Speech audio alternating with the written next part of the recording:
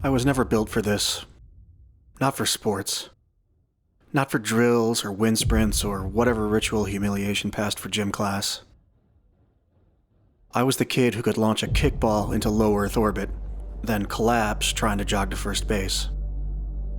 If you needed a cannon leg, I was your guy. Anything else? Don't pick me. I'll die out there. By 5th grade, my body had already filed for secession. Some kind of autonomic disorder, undiagnosed at the time. Made exercise feel like booting up a program that immediately blue-screened. I didn't get tired. I got disabled. Like my own body had a failsafe for too much exertion. It didn't build me up. It shut me down.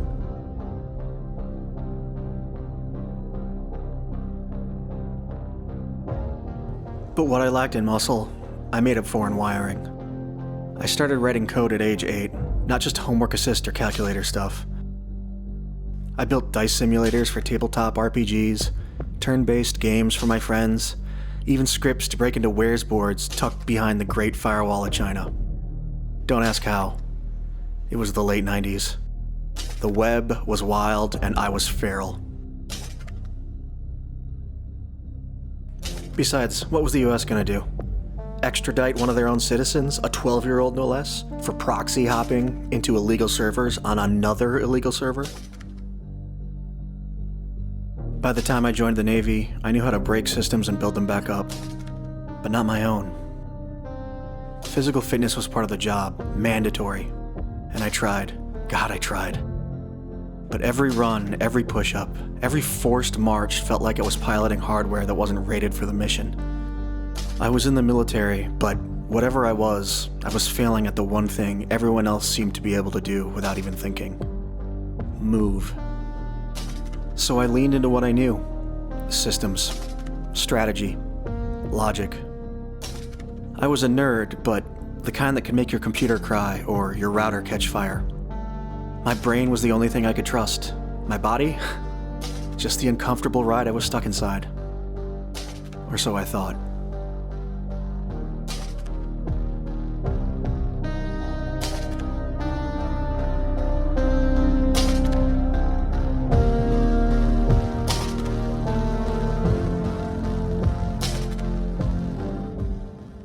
I remember exactly when it started. No meltdown, no rock bottom, no drama. Just a sudden, sharp voice inside me. Calm, undeniable. You need to do this. So I showed up. No registration, no appointment. Just walked in, asked if I could try. Signed a waiver. That was it. 10 minutes later, I was on the mat. And in that moment, something ancient cracked open. This wasn't training. This wasn't fitness. This was birth. Everything that came before, every mile I failed to run, every sport I couldn't play, every time my body betrayed me, it all faded like a bad dream. I was here now, rolling, fighting, breathing, a stranger's weight pinning me down, my lungs screaming, my heart thrashing in my chest, and beneath all of it, louder than the pain, louder than the panic, peace. This was real, honest, stripped of ego and expectation, just pressure and presence, pain and awareness. I had spent years trying to escape my body, but on that mat, for the first time, I didn't want to be anywhere else. I wasn't learning how to fight. I was remembering that I always could.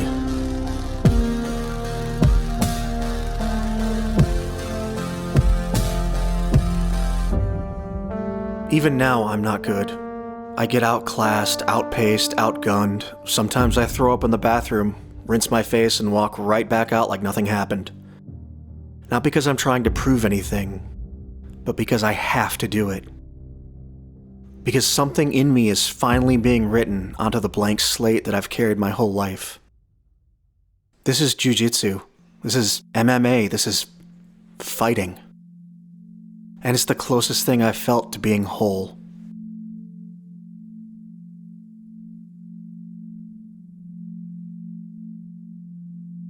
It doesn't matter how tired I am, how wrecked, how stressed. I go back. Sometimes I crawl in like a ghost. Other times I show up hollowed out, crushed under a job I don't care about, a commute that I hate, and 100 daily disappointments I can't fix. I drag that weight with me through the door. And then the round starts, and everything else disappears. Fighting doesn't heal me, it doesn't fix my problems, but it burns the rot off.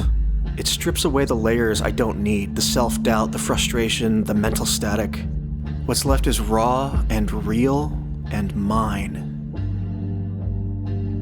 When I'm fighting, I don't feel broken. I feel alive. And that's why I come back. Not to improve, not to climb, but because this is the one place in my life that demands everything from me and gives something back. I don't need to win. I don't need a belt. I don't need anyone to tell me I'm getting better. I just need the fight.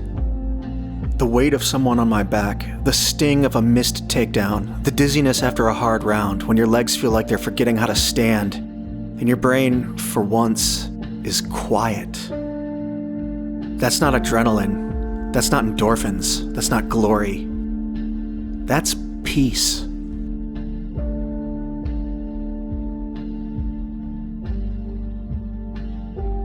People ask me why I do it. They don't mean it cruelly. Usually they're just confused, maybe a little concerned. You get hurt, they say, or you're always sore, or you're not training to compete. And they're right. I do get hurt. I'm always sore. And no, I'm not training for anything. But that's not the point. It never was. I fight because this is what it means to be in my body. For most of my life, my body was a liability. Something unreliable, untrustworthy. Something that lagged behind or shut down or tapped out before I even started. I had a brain and I had a body, but they never felt like they belonged to the same person. Until I fought. When I fight, there's no split, no distance. It's all one machine, breathing, moving, reacting, surviving. The mind has to be there. The body has to be present. There's no past, no future. Just the weight of now. And maybe that's the real answer. I fight because it forces me to be here. Entirely. Undeniably. Painfully. And that kind of presence? That's holy. Fighting is the only thing I've ever done that makes me feel honest. Not smart, not strong, not good. Just real. Like I'm finally telling the truth with every inch of me. It isn't therapy, it isn't meditation. It's something older than both. A ritual that strips you down until there's nothing left but what's true. And every time I step on the mat, I get to find out who I am right now. No lies, no excuses, no masks. That's worth more than any belt. That's worth everything.